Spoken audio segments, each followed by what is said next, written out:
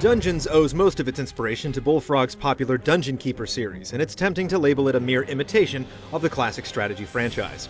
As in Dungeon Keeper, you defend your dungeon's heart from invading heroes, your minions dig tunnels at your command, and you summon swarms of baleful baddies to keep the heroes from running off with your treasure. Yet Dungeons quickly distinguishes itself with a fairly novel execution.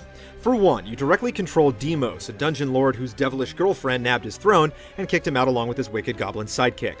Now, Demos has to regain his empire one dungeon at a time by harvesting soul energy from greedy invading adventurers. Instead of mowing down these underworld intruders as they enter your dungeon, you lure them into its depths by sprinkling your halls with predictable frills like traps and chests of gold, as well as less common enticements like libraries and hidden armories. Think of it as role reversal. Once they've had their fill, the happy adventurers try to amble out with their pockets stuffed or hack apart your life-giving dungeon heart. And that's when you cut them down and harvest their soul energy in gruesome cages. This soul energy grants prestige, which in turn lets you buy more items to make your dungeon more attractive so you can leech off increasingly stronger heroes. The result is a game that's less a hack and slash and more a quirky mishmash of tycoon-style management and tower defense.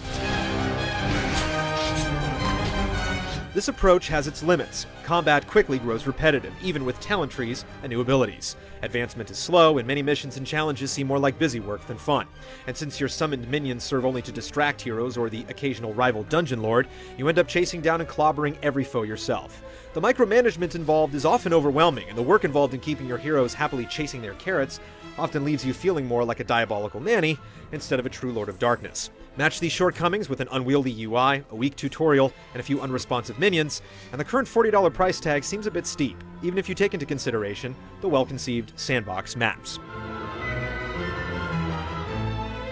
It may not be the second coming of Dungeon Keeper, but Dungeons isn't really a bad game. It's just a little hard to recommend at full price, given its rough edges.